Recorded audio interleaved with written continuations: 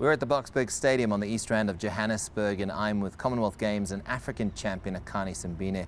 Akani, thanks for your time. 2022 has been an interesting year. What have you made of it? 2022 has been a different year for me.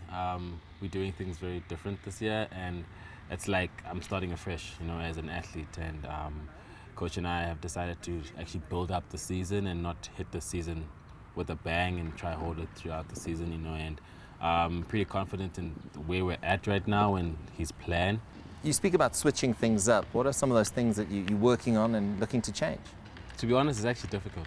It's tough because it's tough on the mental side because I'm so used to starting the season off with a sub 10 and running really fast, and now it's actually like pacing ourselves and when I go to a race, I have to listen to coach and listen to what he's saying I must do in the race and what I need to focus on. And if it's literally just the first 20 meters or the first 30 meters, I just need to focus on that. You and Coach Vanna have been together for a very long time. He jokes that it's your second longest relationship ever. Tell us about that special relationship, and it's all about trust, isn't it, at the end of the day?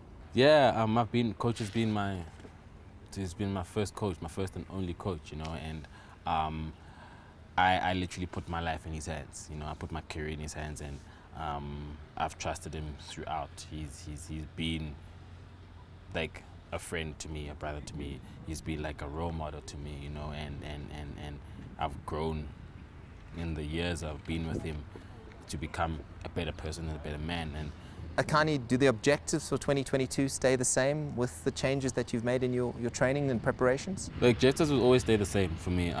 There's 3 titles up for grabs this year.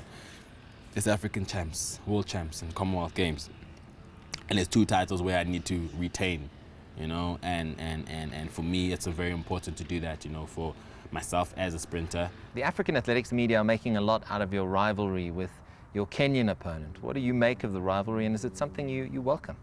Yeah, I welcome any rivalry, and I'm just happy that there's not just me in Africa that's taking, Africa to the world, and if it's one thing where us two are going to battle it out to be the king of Africa in sprints, I'm always up for that. It pushes me, because I want to be the best in Africa, but not just the best in Africa, but the best in the world. But having Omanyala there, he's there doing his thing, I'm there doing my thing. When we meet up, we race. Whoever takes on the day takes on the day. But for me, it'll be to make sure that I'm always on top and to make sure that, what I've built over the years stays there.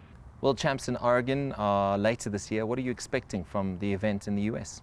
So my first World Champs was in 2013, and it's been 9 years now.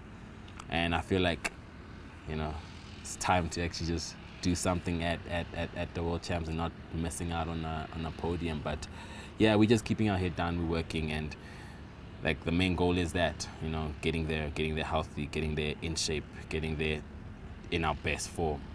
Commonwealth Games, you're defending champion. What are you expecting from the event in the UK? The UK has a special place in my heart. The UK is always a beautiful place. It's the weather is a bit iffy, but you can always count on times being fast. And I'm really excited for Commonwealth Games because this is a senior world title that I'm going to defend now. And for me, that puts a target on my head. But at the same time, I welcome that target and say, okay, let's go.